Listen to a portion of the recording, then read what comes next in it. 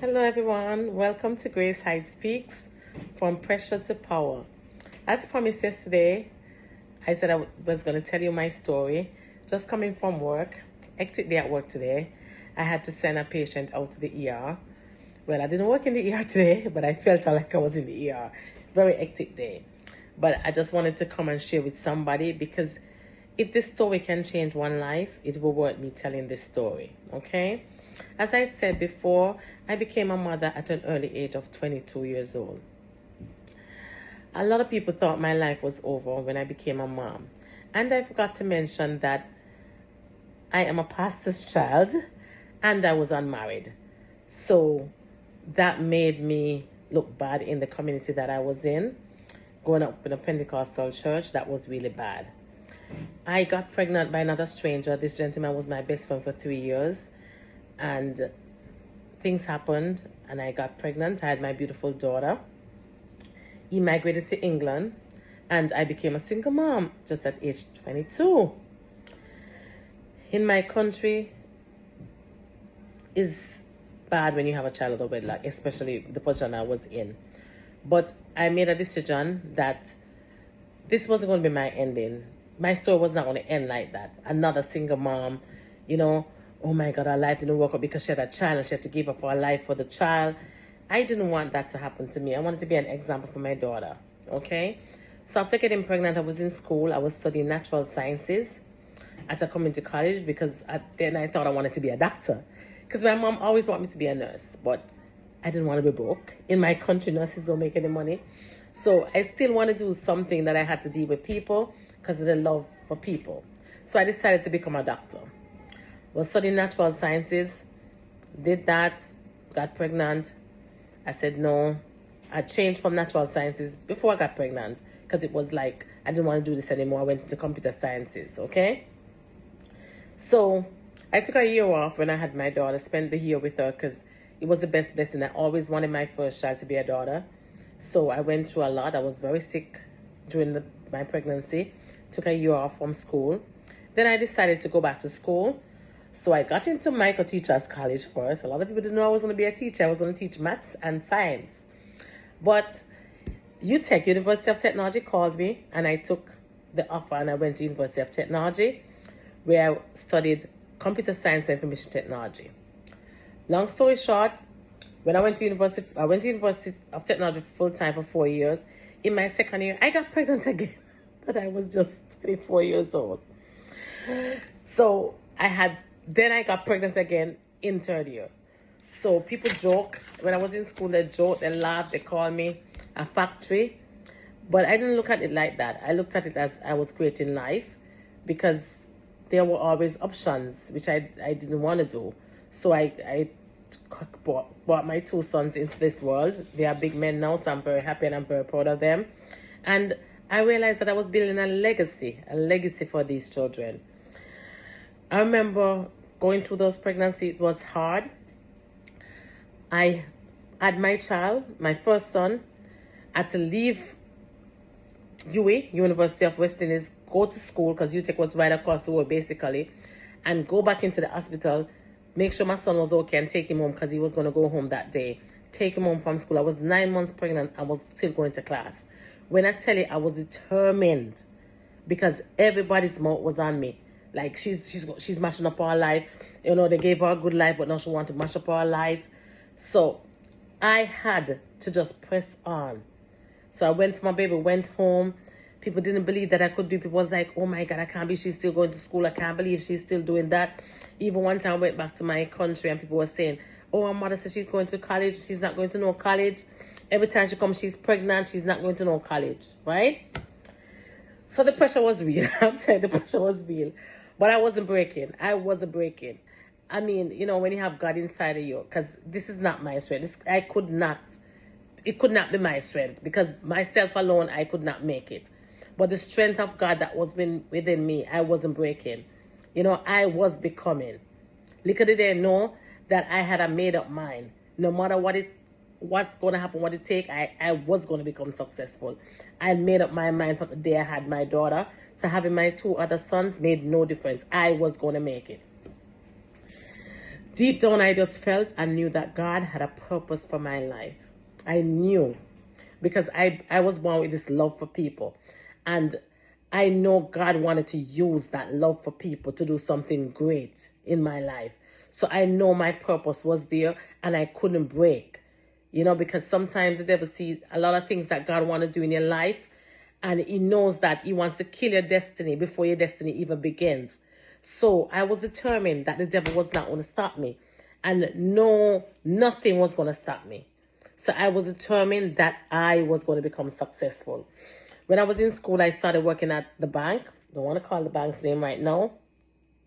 So after graduation, I started working. I got a full-time job. And little did I know that was the beginning of my life. That was just the beginning. That was like the best thing happened to me, because now I had somewhat of a stability for my kids. For the first time, leaving school after 4 years, struggling. Thank God I had a mother that no matter what people said, she was not going to give up on me. She believed in me no matter what. She believed in me. So I started working at the bank. And then when I thought it was going to be easy, my life was going to be stable, oh my God. Some things I went through, nobody would even have an idea.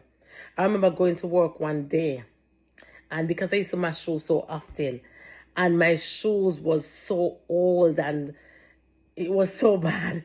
And I was working at the bank. You know, the bank is a stush place and you're all dressed up and nice. And I'm like, I can't buy a shoe for myself because my kids need things and I have to get it for them first. So this girl went and she bought a shoe for me when she went overseas, and that was a blessing to me. So I was happy for that.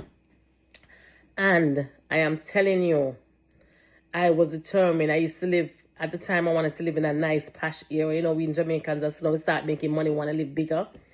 So I went to live in Meadowbrook Estate, but no taxis used to drive there at the time. So I had to have my 2 kids, knapsack on me, one in my hand, because he's so little, he can't walk so far from where the bus leaves us. And I don't have no money to charter no taxi. And my 2 kids holding on to me while I was going home. And I used to walk every evening to go home. And in the morning, I had to do the same thing. I remember my kids, they had to be in, when I was going to school too, my daughter was in the lecture room with me. No wonder she's so brilliant now. She had to be in class with me all the time because I didn't want to leave her with nobody, because I don't want nothing to happen to my one daughter. When I was working, I was in the bank sometime till 9 when I had a lot of things to do. I used to have my kids in the bank with me till late in the night. They used to call my kids gold because I don't leave them to go nowhere. As a single mother, I didn't want my children to be no burden to nobody. I already knew they were talking about me. So I was like, I'm not giving them no more reason to talk about me. So I had my kids everywhere with me. When I used to go home, like in the evenings, I used to like, oh my God. Sometimes I couldn't take it. I remember one day I got so defeated in my spirit, and that's why I'm talking to somebody. Because sometimes people have to know that other people have been where you are. We have been there. We overcame. And you can overcome too. You're an overcomer. You just don't know it yet. I'm talking to people today who feel like they want to give up. You feel like you want to give up. You're at your end. You have nowhere to turn. You don't want to be a burden to nobody. I was there.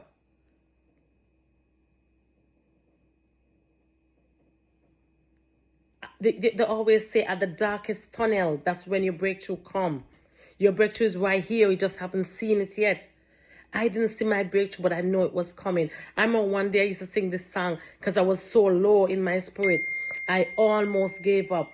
I felt like I couldn't take it anymore. I don't know if you know that song. I almost gave up. I felt like I couldn't take life anymore. Depression had me down, but Jesus, God kept me, so I wouldn't let go. I know I can't sing, but that's what kept, that song saved my life. That song saved my life. I've never told nobody this before, but I used to sing that song every single day when my spirit was so low. Nobody would think that I'll be a success story. But this girl went to university 4 years. I got my Bachelor of Science in Computer Science and Information Technology. I graduated from University of Technology, having my 2 training college and my daughter as a single mother. The only person I had at the time was my mom. And I graduated college and went to one of the biggest banks to work. And that was the start of my life. Just some people believing in me. I remember when I went to UTech, Mr. Smith believed in me and he gave me that job. I've had so many people who believed in me. Mrs. Warren at the bank, she believed in me. I was one of the fastest growing employee at that bank because when I go, I had a purpose. I used to take my lunch time and study the other position that I wanted to get because I couldn't stay at the bottom because I had 3 kids depending on me. Single moms, you have to remember that somebody's depending on you. You can't quit. You can't give up. No matter what you're going through, it's going to change. It's going to change. You just have to keep pressing on. Sometimes you're going to think, so this is my breakthrough, and you're so happy, and yes, this is a breakthrough. And you're going to go lower sometimes than where you have been before. But you have to keep pressing because the light is right at the end of the tunnel. And it's never too late to start. I went to nursing school when I was in my 40s. I came to this country. I did some financial services. And I'm going to talk to you about that story about coming to this country from Jamaica and changing my whole life. I'm not going to get too deep into that story because that's another story. But it's never too late to start over and start again. One of the things I learned from this financial company, and when I came and I learned it, it was so powerful. If you don't make a change today, will the next 5 years be the same as the past 5 years? I can't forget that. When I came to this financial service company and they told me that, I looked at my life. And I came from Jamaica, and coming from Jamaica was very successful. Because when you suffer, and you know what it is to suffer, and you get an opportunity, you're going to make something useful of the opportunity. And that's what I did. I know I had to work myself out of poverty. I was never born with no gold spoon in my mouth. So I know I had to take my family, my children out of poverty and myself by working hard. And that's what I did. I remember one day I was going to the bank and the rain was falling and we couldn't get no transportation. I walked on this bike back to the bank. When I went to the bank, I was soaked.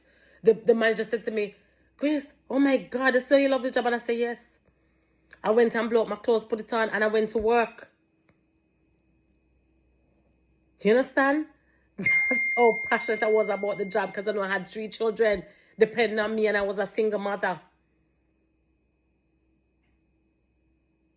And I didn't want to ask nobody for nothing for my kids. Apart from my mom, that's always giving me. But nobody else I wanted to be a burden to. I wanted to be different. I wanted to be successful so bad. And to be that example for my kids. And to fast forward, when I was big, my son looked at me one day. I was at work. I was at the hospital. And I was with patients, and my son called me, so I said, let me answer because probably something is wrong because he knows I'm at work. And he said to me, "Mommy, you are my role model. I just want to tell you that I'm very proud of you. I am very proud of you. I see everything that you have overcome. I've seen everything that you have been through, and you have stayed strong, and you have given us a good life. And I want you to know that I'm proud of you." When he said that, even though I'm saying it, tears full up my eyes, to know where I came from. And to have my son saying that to me, and all I wanted was to be their role model. I wanted to be the person that my children look up to. Because I'm telling you, it's not where you start, it's where you finish. You might have a bad start in your life, but it's not where you start, it's where you finish. Let us start living. Let us finish strong. We can do this. We got this. Mothers, we have to rise up. We have to rise up. It doesn't matter. I know we have been through a lot as single mother. The men not stepping up, not doing what they need to do. Yes, big up to the good fathers and the great fathers out there. There are some amazing men out there. I have 4 sons, and I know they'll be amazing men and amazing husbands, because I'm making that difference in my children's life. So there are some amazing men out there, and there are some that is not so amazing. So we as women, we have to step up. Just stop crying. Get up. Get up. And fight again. Fight for those children, single mothers. You can do this. You got everything that it takes to be successful. I'm telling you, I'm living proof that if I did it, you can do it.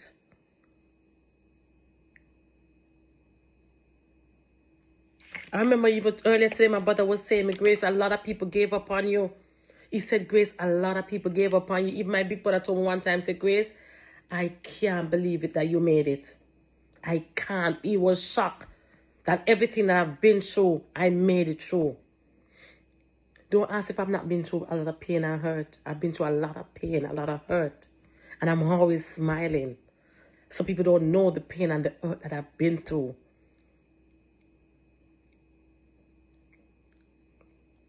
But I've never stopped believing in myself and never stopped believing in God either.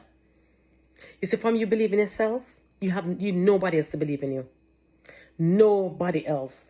My friends always say, Grace, don't care what people think about her. Very right, I don't care. Because from you know who you are. And all I wanted to be was a great mother. Yes, a great wife. But I told people that's not how my life went. My life began as a great mother. And I always wanted to be a great mother. One day a great wife, which I was. And now I'm going to get an opportunity. I'll talk in another story to be a great wife to my amazing fiancé who's going to be my husband soon. But I am telling you, all of this that I'm reaping now, all of this came to pain. I had to turn that pressure into power. I had to turn that pain into joy. But it wasn't easy. But I was determined. I was very determined. All you need is some determination, some faith. Believe in yourself. Believe that you can do it. Don't be afraid to take the first step forward. What can you do today to make your life tomorrow a different life? Today, while I'm talking to you, yes, you. Write down, what can you do today that's going to change your life? Just write down one thing on a piece of paper. What can you do today that's going to change your life? I'm going to put exercise because I need to lose some weight too. Okay? So what can you do today? Write it down. See, I'm writing it down. I'm writing it down on my piece of paper. I'm writing it down. One thing that's going to change your life. That's it for me. Exercise. Write one thing that's going to change your life. Something that's going to make you feel so good about yourself. You want to get up tomorrow. You want to get up the next day. And you want to fight for your life. What's that one thing? When you do that one thing, write down another thing. You won't put on this, oh, just merely exist, man. You're a mother. You know how powerful that is? You know how many people want to be a mom and not a mom, cannot be a mom? Yes, you're a single mom. So, I was a single mom. I'm still a single mom, basically. Because I'm not married yet. You got this. You got this. And my kids, my grown kids have made me so proud. So I'm so proud to call myself a mother.